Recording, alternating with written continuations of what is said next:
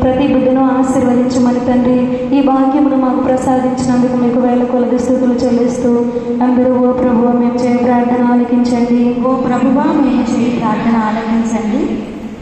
మత్తయి సువార్త 26వ అధ్యాయము 36వ వచనం నుంచి 46వ వచనం వరకు.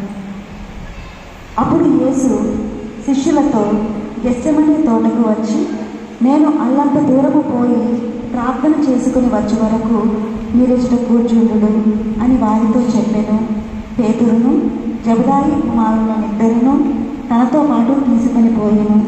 అప్పుడు ఆయన చింతాక్రాంతుడై ఆవేదన కొనసాగెను. నా ఆత్మ మరణ వేదనను అనుభవించుచున్నది, మీరిచ్చటనే ఉండి నాతో జాగరణ చేయుడు అని పలికెను. ఆయన కొంత దూరము వెళ్ళి నేలపై సాగిలపడి, ఓ నా తండ్రి, సాధ్యమైన ఎడల ఈ పాత్రమును నా నుండి తొలగిపోనేమో, అయినను నా ఇష్టము కాదు, నీ చిత్తమే నెరవేరనేమో అని ప్రార్థించెను. అంతటా ఆయన శిష్యులు ఆయన యొద్దకు వచ్చి వారు నిద్రించుట గమనించి పేతురుతో, ఇదేమి, మీరు నాతో ఒక గంటనైనను మేలుకొని ఉండలేకపోయినా? మీరు శోధనలకు గురి కాకుండాటకు మేలుకొని ప్రార్థింపుడు.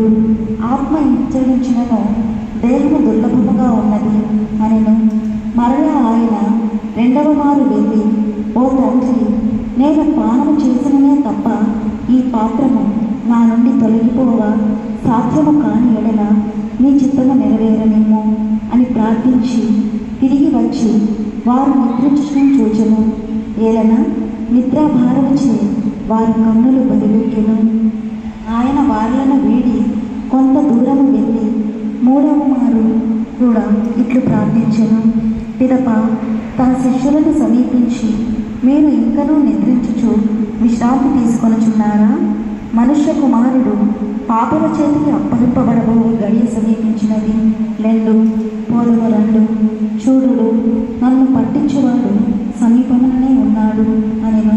ఇది ప్రభువు వాక్కు.